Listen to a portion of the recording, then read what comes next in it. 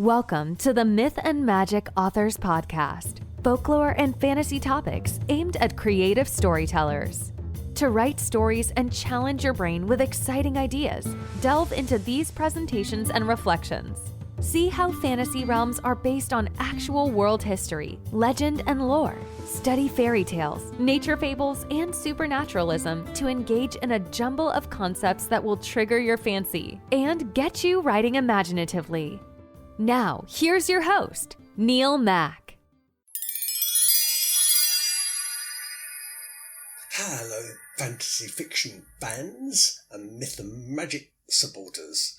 So in Norse mythology, this time of the year, mid-October, is sacred to Freyja, which is spelled F-R-E-Y-J-A. She's the White Lady. She's the White Lady that's often seen in a shroud. She's often seen as a ghost and as a spectre, and she's known across the world. In Norse mythology, though, Freyja rides a chariot across the heavens, which is pulled by two cats, and she's accompanied by a boar, a male pig, and she wears a cloak made of falcon feathers. As a fertility goddess, she's the counterpart to the Roman Venus or the Anatolian mother goddess, known as Sibyl. And Sibyl, incidentally, had a chariot drawn by 4 lions, so they're most likely the one and the same person. Sibyl was said to hang in the air aloft, perhaps like a moon creature. And that's interesting because the moon enters Virgo at this time, and so it's traditional for us to think about wellness and food and nutrition and how the White Lady oversees all of these things. But don't forget, she's a fertility goddess, so she's about creating new things. And that's why I think it's important to remember that October is a month of preparation, getting ready to create new things. So I'm going to be talking today about NaNoWriMo, which is the National Novel Writing Month, and especially about Preptober. And I'm going to go through the beginning of the ABCs of applied writing.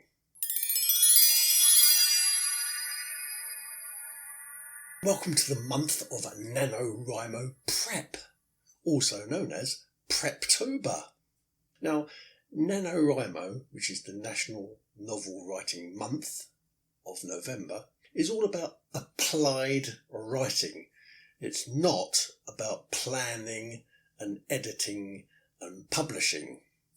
It's a month of writing every day, of getting words down in long form and getting miles and miles and miles of words done. And if all this sounds a bit overwhelming, you'll have to get your head around it if you want to complete a novel, because a novel is at least 50,000 words. Most likely, if you're writing a fantasy novel, it's 80 or 90,000 words, and you'll need to put those words down like thousands have done before you, and thousands will after you. If it sounds like a marathon, it is a marathon. It's an endurance event. NaNoWriMo is an endurance event for writers. But I thought that I'd go over the ABCs of applied writing ahead of November during this month of Preptober.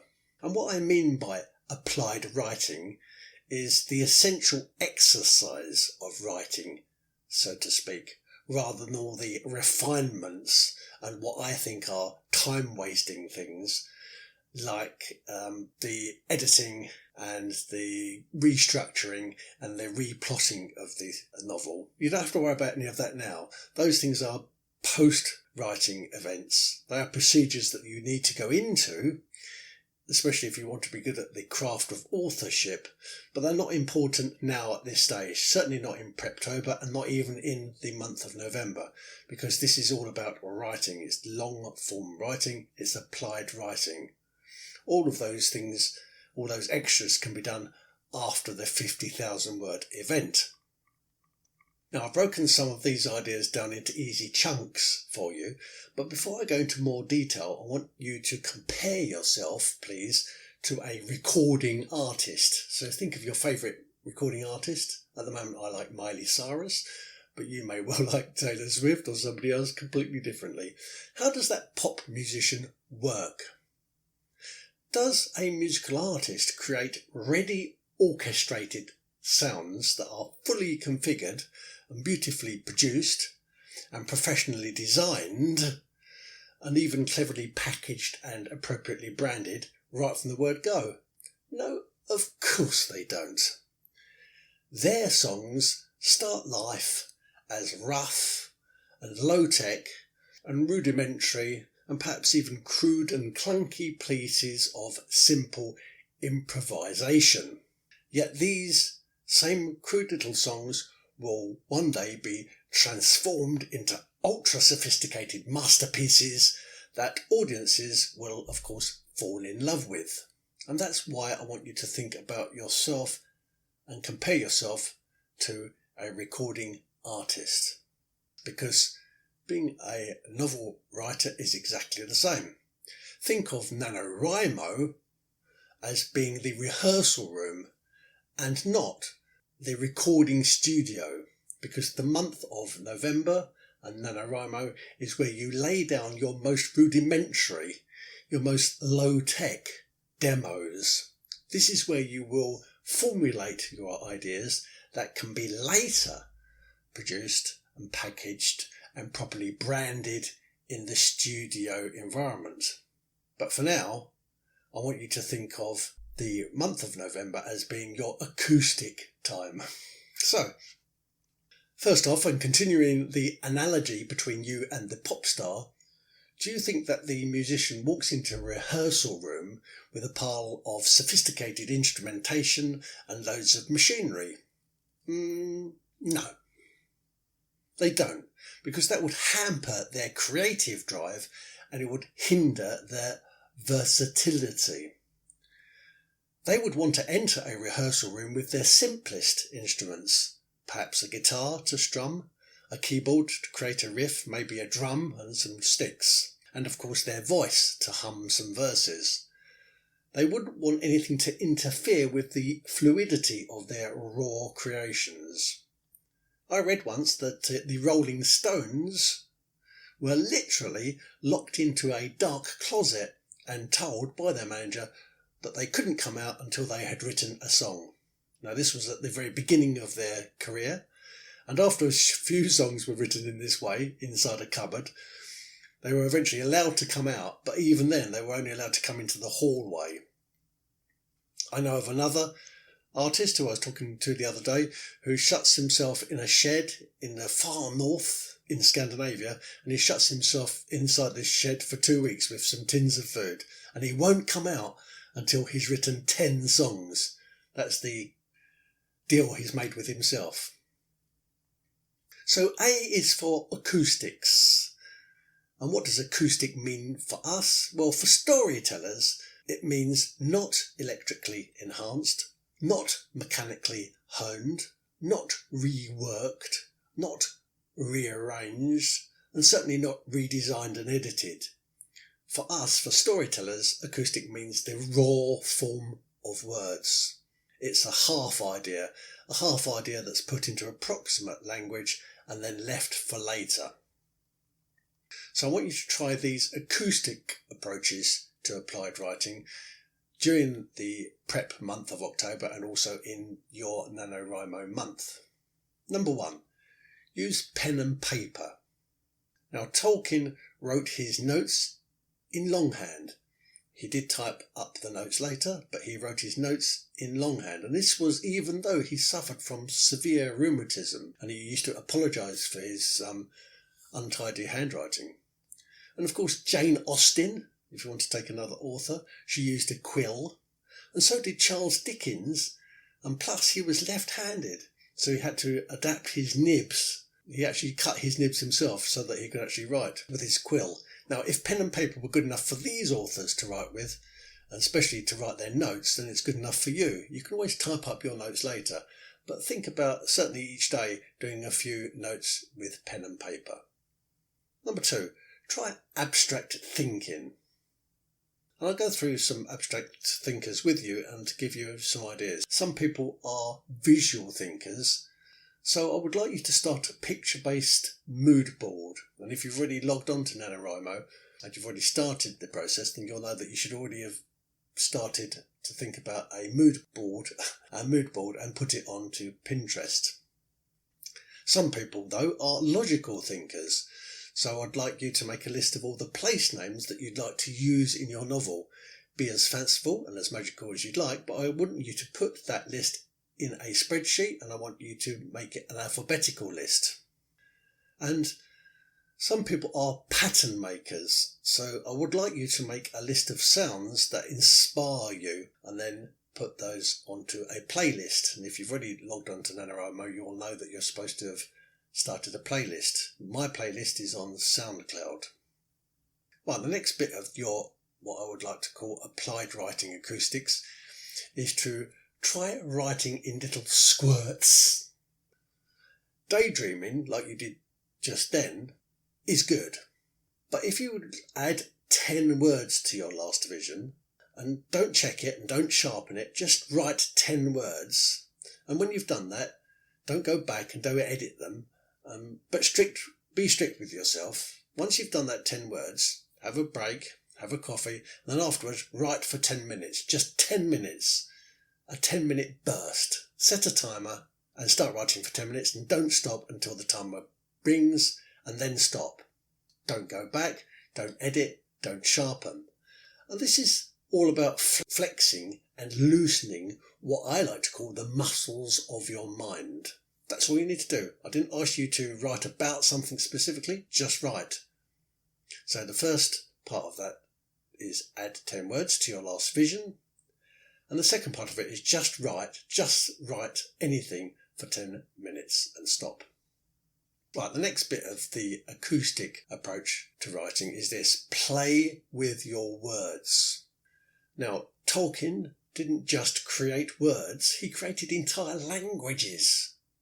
And if Tolkien isn't good enough for you, then take this on board. Shakespeare invented over 1,700 words. Invented. And most of those are still in use today. And if they did it, then so can you. Never let anyone tell you that you can't create your own words, because that's what authors do. It's our business. So go back to your 10-word vision, the one that you've written just now, and replace just one of those words, just find one word, but one of those words which is what I would call a ready-made, off-the-peg word, and replace it. It feels good, doesn't it? But look at it and make sure that it looks right and it sounds right and it fits, and read it out loud. But when you've done that, be proud, because just like Shakespeare, you've just made up a word and used it in a sentence. And you've only been doing this for about 30 minutes. Come on, you're doing well. And the next part of acoustic writing is to play with sentences. Because a sentence is just a string of words that, when they're intertwined together, make sense. A sentence is just a vehicle of expression. So go back to your 10-minute writing spurt and find a string of words that's almost tangible. It's going to be there in amongst all the tangle. There's going to be a string of words that almost makes sense. Now try to fashion a string of words out of that has some kind of implication. And what I mean by that is, does that string of words, or a string of words, titillate or invite closer inspection perhaps, or conceal something, or suggest something, or expose something? So when you've assembled that, when you've assembled your newly created sentence, give yourself a little break. And next, in the acoustic approach to writing, play with vibrations. This is where I want you to go deep inside your own head and try to root out what your true emotions and your true desires and your true repulsions are right now at this exact time. What is it that really worries you right now? What really pleases you? What's eating you? What's defeating you? What's gladdening you? Put these thoughts down. Put them into words. Now, you don't have to use complete sentences. If you can just jot them down as bullet points if you want. But play with the vibes of the moment. And if you can't find the right words, well, I don't want you to pressurise yourself. If you can't find the right words, use pictures or use sounds and put those pictures onto your mood board or put those sounds into your playlist. And the next part of the acoustic writing is I want you to play with concepts. A concept is a mental structure. It's a vague idea, and it's slightly more than an inkling because it's slightly better formed, although not much. And sometimes it's better to use symbolism rather than words to get closer to an abstract concept. And I call this bit of writing and this bit of the craft of writing the fancy mongering. FANCYMONGERING. But you can call it whatever you want. That's my word. What I want you to do here is to focus your mind, but focus on something that cannot be grasped, although it can be felt. Yeah, I know it's hard. So go back to that nonsense that you wrote in 10 minutes and see if there's anything there that can be felt. It doesn't have to be a whole sentence. It might only be one or two words or some words joined together. Is there a colour that can be seen, or a flavour that lasts longer, or anything that you could smell, or something that oozes or spouts or drools out at you, or something that pounces out or hisses in your face? Yes? Good. Circle those words or that sentence or even that thought and be proud, because now you're playing with concepts, and that's the hardest bit done. So congratulations, you're well on the way to becoming a NaNoWriMo novelist.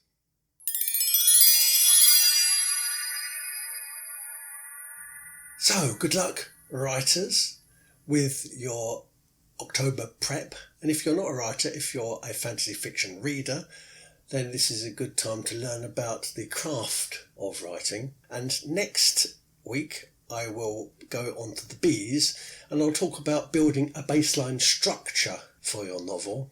And I will go on to C's and I'll be talking about the cause and effect when writing your novel. But in the meantime, good luck with your preparations. Good luck with your NaNoWriMo when it comes. And have a safe and peaceful October.